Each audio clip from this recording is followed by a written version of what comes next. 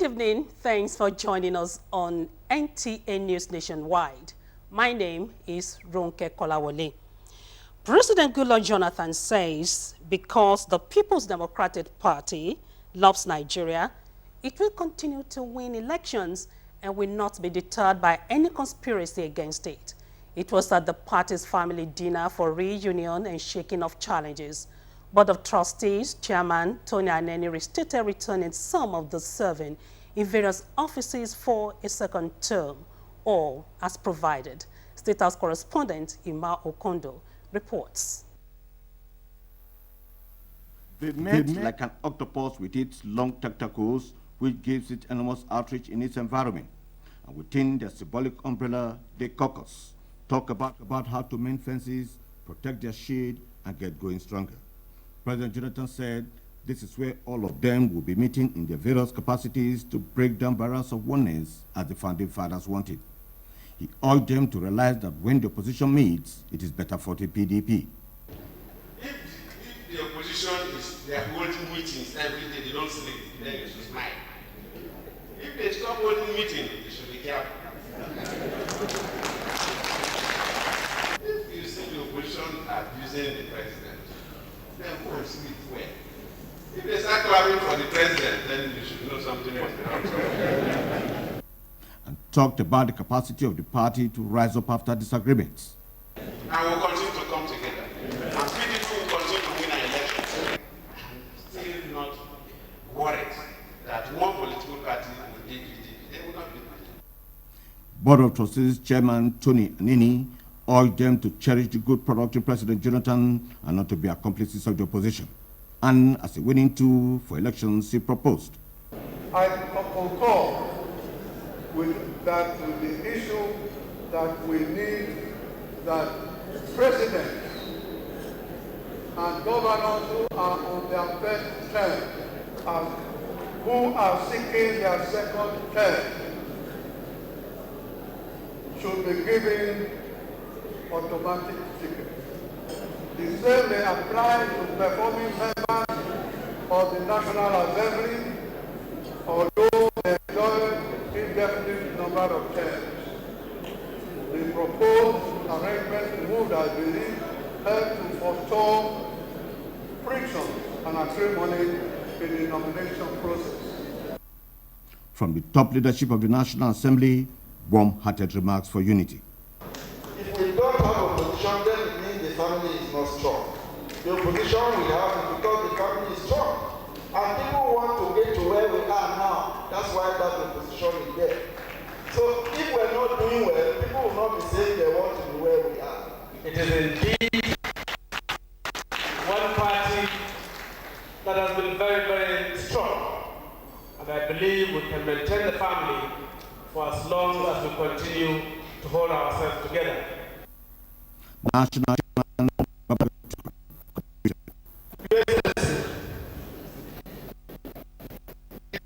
Family wants to take a view for what you have done. The entire Nigerian government in your midterm report. representatives from the 6 geopolitical zones praised the party and President Jonathan's administration for its mid-term report of purposeful service for Nigeria. We want to congratulate the party, the People's Democratic Party, for 14 years of leadership in Nigeria. And I believe strongly that we have not disappointed Nigerians. I'm Ima Okondo, NTA News. Vice President Muhammad Namadi Sambo has assured the Republic of Maldives of Nigeria's willingness to review bilateral relations that will benefit the socio-economic development of the two countries. The Vice President said this to the Vice President of Maldives, Mohammed Wahid Din, during a stopover flight on his way to Tokyo, Japan. State House correspondent Hamza Musa Makarifi reports. Vice President Muhammad Namadi Sambo said Nigeria is interested in partnering Maldives in the area of marine security to deal exclusively with piracy, which he described is assuming a worrisome dimension globally. Another area the Vice President wants the South Asian country to participate in is collaboration against terrorism. In order to expand the agricultural sector of Nigeria, the Vice President said Nigeria will work with Maldives in fisheries and livestock. Towards ensuring private sector participation, the Vice President said Nigerian banking sector will be encouraged to be in Maldives. He said Nigeria will also borrow a leaf from Maldives' headway in tourism industry. Maldives Vice President said his country looks forward to a robust partnership with Nigeria after 25 years of inactivity. Meanwhile, Vice President Sambo with wife Haja Amina Nebodi Sambo and delegation arrived Yokohama City Thursday evening and was received by Nigeria's Ambassador Godin Ago and Deputy Japanese Ambassador to Nigeria. In addition to expectations of deepening relations with Japan, the Nigerian Vice President will participate actively in major themes of the 5th Tokyo International Conference on African Development TICAD 5, which include talks on economic growth, achieving Millennium Development Goals MDAs, consolidation of peace and good governance, as well as climate change issues. TICAD 5 is organized by the Government of Japan, Office of the Special Advisor on Africa, World Bank, and the African Union. The conference opens officially Saturday. From Yokohama City, Japan, I am Hamza Musa Makarfi, NTA News. The new Secretariat of Nigeria Governors Forum, under the leadership of Plateau State Governor David Jonah Jang, has been commissioned. Chairman of the forum, Governor Jang, says the Nigeria Governors Forum is poised to provide more purposeful leadership that will complement the transformation agenda of President Goodluck Jonathan. Political correspondent Femi Johnson reports. The new Nigeria Governors Forum Secretariat, located in Maitama, Abuja, is fully equipped with facilities to cope with the task ahead. The pictures of all the 36 governors were donned at the conference hall of the Forum Secretariat, while the flags of the parties the governors are representing is also on display in front of the new Secretariat. Commissioning the office, the chairman of Nigeria Governors Forum, Governor Jonah David Jang, says the forum chose a neutral ground to enable all the governors have sense of belongings. He said the Nigeria Governors Forum is ready to provide qualitative leadership that will guarantee more democracy dividends. We have been meeting in governors' lodges, and we decided that we should now be meeting on neutral ground, and that is why we have acquired this secretariat, so that we are not under any governor's influence in his personal lodge, in his official lodge. So every governor will be coming here for meeting. Bayelsa State Governor Seriake Dixon says he is happy with the positive developments in the forum. Now, this forum is there to serve as a non-partisan body that will support and work with other levels of government for development and for responding to very critical issues. 16 governors, 14 of them from the ruling party, attended the commissioning in Abuja. Femi Johnson, NTA News. The Supreme Court has upheld the election of Governor Kayode Fayemi of Ekiti State. In a judgment delivered in Abuja, the panel of 7 justices dismissed the appeal of former Governor Shegun, saying the appeal lacked merit. Judicial correspondent Femi Okeowo reports. Former Governor of Ekiti State, Shegun Oni, took his battle for the Ado Government House to the Supreme Court, seeking the reversal of his removal from office in the claim that the Court of Appeal judgment was a violation of the rule of law. He also sought an order directing a fresh panel of the Court of Appeal to hear the appeal again. But in the unanimous judgment, which was prepared and read by Justice Sylvester Nguta, the panel of 7 justices led by Justice Ibrahim Mohammed Tanko declined all his prayers, saying that they all lacked merit. This matter has been a circus show. since 2007. There should be an end to litigation. This is the last court of the land, the Supreme Court of the Federal Republic of Nigeria. And whatever decision they reach is bound on all parties to finality. For us, it's back to work. As far as we are concerned, the battle has been won. After the judgment, Governor Fayemi told NTA News that the whole appeal was an unnecessary distraction to the people of Ekiti State. The tempo of work would increase rather than decrease, and my commitment to good governance through delivering the promises that I made to people. In Abuja, Femi Okeowo, NTA News. Usual life activities have continued to improve in Damaturu and other parts of Yobe State as residents put trauma of the security challenges experienced, especially last year, behind them. Although state of emergency have been imposed on the state, things remain as they were before, except for developments such as the cutoff of the communication network. Correspondent Mohammed Adamo reports that for about 7 months, no single gunshot was heard, especially in Damaturu.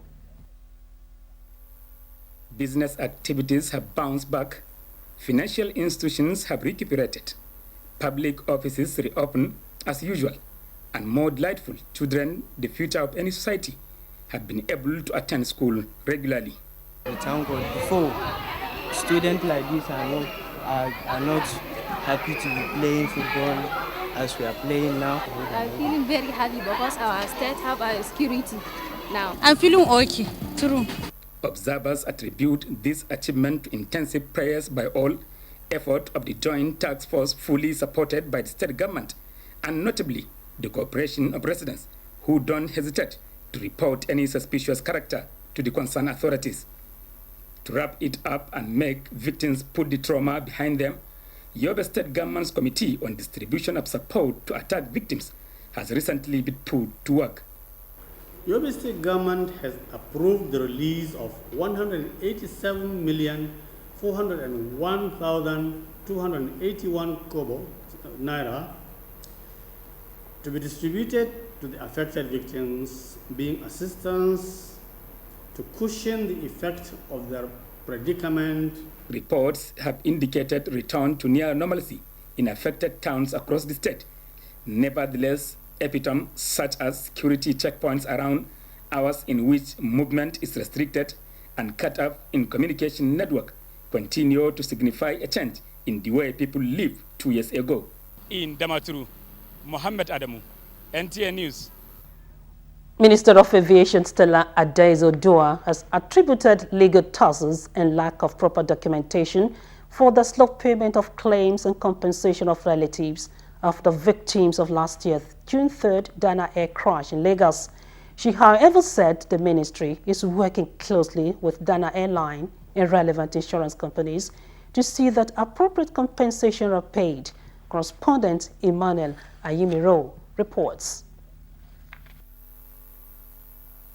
The aftermath of the Dana air crash has led to the strengthening of relevant institutions as well as the provision of facilities to prevent reoccurrence. Aviation Minister says about 90% of recommendations by the Technical and Administrative Review Panel on domestic airlines have been adopted for implementation. However, families of victims of Dana Airlines have received different compensations. To date, a substantial number of families of the victims have been paid, varying percentages of insurance compensation. I, however, wish to state here that on record, Dana has paid over 30%. To overcome weather-related challenges, meteorological infrastructure and facilities have been provided to guarantee safety of the nation's airspace. For the windshield alert system, where were we before now? We had only one in Abuja. Today, we have windshield alert system in Lagos Airport, Port Harcourt Airport, Kano Airport, Enugu Airport. The strategies is to make safety visitations and as to monitor implementation of those recommendations that we have made. The minister also added that other measures adopted for safety are infrastructural provision, trainings, and review of civil aviation policies. I am Emmanuel Ayemiru, NTA News. Time now to go over to our Lagos Network Center. Tops on this lineup: federal government on inland container depot and Al Mustafa returns to court. Good afternoon, Becky. It is over to you. Thank you for joining us in Lagos. Justice Ibrahim Salawa of the Court of Appeal, Lagos Division, has withdrawn from hearing the appeal filed by Major Hamza Al-Mustafa, former Chief Security Officer to the late head of state, challenging the death sentence passed on him by the Lagos High Court on personal reasons. Vera Chiwumba reports that the case was not heard, but was adjourned till the 10th of June. Major Hamza Al-Mustafa and Latif Shafalaha, former personal assistant to late Kudirat Abiola, are challenging the death sentence passed on them by the Lagos High Court. Unfortunately, the case, which was for arguments by the appellants, could not go on as the presiding judge, Justice Ibrahim Salawa, declined hearing on personal reasons. He told the counsel to the appellants that he could only assist them in recording a further day for arguments, but will not participate in hearing the main appeal. He, however, granted 2 applications filed by Mr. Pedro Lawa, SAN, and Mr. Olale Kojo, counsel to the respondent and second appellant. Major Hamza Al-Mustafa and Latif Shafalaho were sentenced to death on January 30th last year by Justice Mojisola Dada of Ikeja High Court for conspiracy in masterminding the murder of late Kudirat Abiola, wife of late MKO Abiola. The convicts were arraigned in October 1999 on a 4-count charge bordering on conspiracy and their involvement in the 1996 murder of the deceased along Lagos-Ibadan Expressway. Further hearing continues on the 10th of June in Lagos. Viera Chumba, NTA News. The federal government has been urged to effect a successful restructuring of the legal framework of the Nigerian Shippers Council. The acting executive secretary of the council, Hassan Bello, made this remark while receiving the newly appointed members of the governing board of the council in Lagos. The reports. The acting executive secretary of the council, Hassan Bello, who led other management team to receive the new board members, described the appointment of the board members as timely. He cited the various developmental efforts going on, which he said are in line with the transformation agenda of the federal government. Mr. Hassan Bello briefed the new members on the other functions of the council, the establishment of the inland container depots across the country. He, however, stressed the need for the members to expedite the process of reviewing the Nigerian Shippers Council Act, which he said has become obsolete. The council has been constrained to mainly advisory roles in the maritime industry, quasi-regulatory powers or latent regulatory powers, which the council has resourcefully exploited in the discharge of its highly important functions.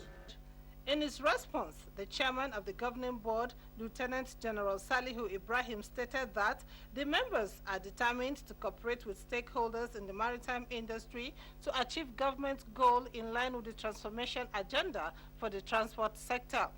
The task ahead of us are enormous. We have a mountain to climb, but with the caliber and quality of men and women on the board, I have no iota of doubt that we shall surmount these challenges. The meeting was attended by management of the council and relevant stakeholders in the maritime industry. The National Agency for Food and Drug Administration and Control, NAFDAC, has made several arrests and seizures of counterfeit medicines worth over 59 million naira in the past few weeks. Director General of the agency, Dr. Paul Uhi, made this known while briefing the press in Lagos. Ime Odori has details. The Director General of the agency told newsmen that it has secured several court judgments against violators and has also made arrests in the past few weeks. Where people had beat up NAFDAC staff in Oshun, we secured a verdict for obstruction of federal officers, 1 year jail term.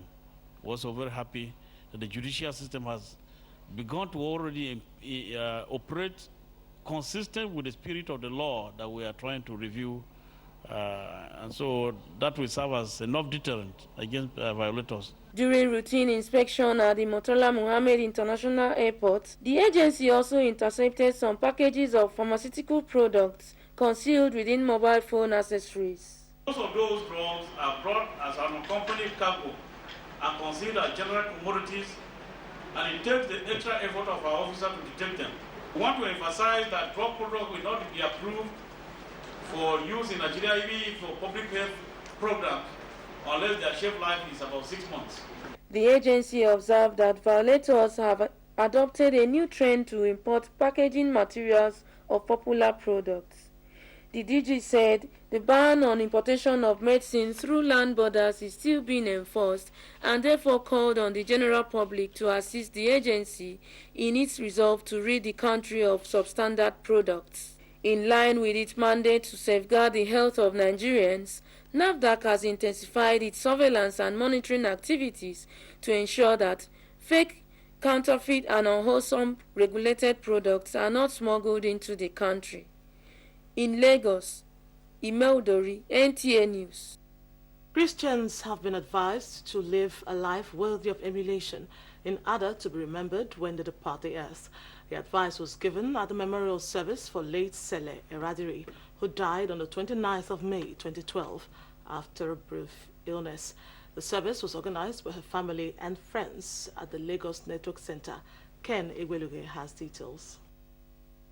The memorial service for late Sele Eradiri attracted families, friends, and colleagues who were there to remember her 1 year after her demise. It was also an opportunity to eulogize her many good attributes, which many people described as uncommon. In his exhortation, Pastor Banji Oluwalana enjoined the congregation to always emulate the unique virtues and life which the late Sele lived. One of those things that the person we are remembering today, Sele Eradiri, did was she likes doing good to people. She affected lives in this NTA, and she cannot be forgotten. Princess, as she was fondly called by those who knew her, will also be greatly missed for her simplicity. She was unassuming, simple, unassuming, friendly, and she was diligent. She knew why she was at work, and she made sure she did all she could to make sure her work never failed. She did it with her time, her resources, and with so much love. There can never be anybody like her again. For me, I feel so sad because I felt Princess was so good to me personally. She was a wonderful lady. Sele Eradiri died on the 29th May 2012. Before her death, she was an assistant director of news with the Nigerian Television Authority Lagos Network Center in Lagos. Ken Igbeluge, NTA News. And that's our contribution from Lagos this hour. Ronke, it's back to you for more on Nationwide. I thank you, Becky. The national chairman of the PDP, Alhaji Bamanga Tukur, has advocated the establishment of the new Partnership for Africa's Development Commission, which is said will not only contribute to Nigeria's leadership position in Africa, but also ensure sustainable development in the continent. This was at the public hearing on a bill for the establishment of the commission organized by the Senate Committee on Cooperation and Integration in Africa. National Assembly correspondent Adamu Sambo reports. The new Partnership for Africa's Development, NEPAD, was adopted as a development framework for the African continent in 2001 in response to the pervasive poor governance which gave rise to economic inequality, underdevelopment, and marginalization. Alhaji Bamanga Tukuru and other stakeholders at the public hearing, including former Liberia's President Amos Soya, believe that if NEPAD metamorphoses into a commission, Nigeria will be better placed on the path to sustainable development and beneficially integrated into the global economy. We need an institution that survives everybody, to galvanize it, to move us towards a better relationship, greater coordination, and better quicker integration. Nigeria is a complex federal government, and it needs institutions of this type to involve the people of Nigeria at all levels of governance, and it is indeed setting examples once again. The Chairman Senate Committee on Cooperation and Integration in Africa, Senator Simeon Ajibola, promised legislative support towards the establishment of the commission. Before there can be progress, there must be some level of interaction, cooperation, and integration. Meanwhile, the senator representing Nasarawa South in the Senate, Suleiman Adoke, says unless extraordinary measures are taken to address what he calls the precarious security situation in Nasarawa State as a neighbor to the nation's capital, lasting peace, stability, and order might elude the area. Addressing newsmen on the issue, the lawmaker also made a case for the establishment of a judicial commission of inquiry to get to the root of the recent Ombase crisis, which left dozens of security men dead. All sorts and manners of people, both genuine and unwanted, are there. We are getting to a point now that anybody can hijack that problem. There is a need for the SSS, the Inspector General of Police, all security agencies to put Nasarawa State now on the radar and watch it 24 hours, because if anything busts here, all of us in the Federal Capital Territory will not know where to run to. Senator Suleiman Adoke, who also chairs the Senate Services Committee, described the last 2 years of the Jonathan administration as eventful, fulfilling, and reassuring. In Abuja, Adamu Sambo, NTA News. Residents of Makudi call for resuscitation of traffic lights as vehicular movement increases. This and more with Charles in Makudi. Charles. Thank you, Ronke, and welcome to Makudi.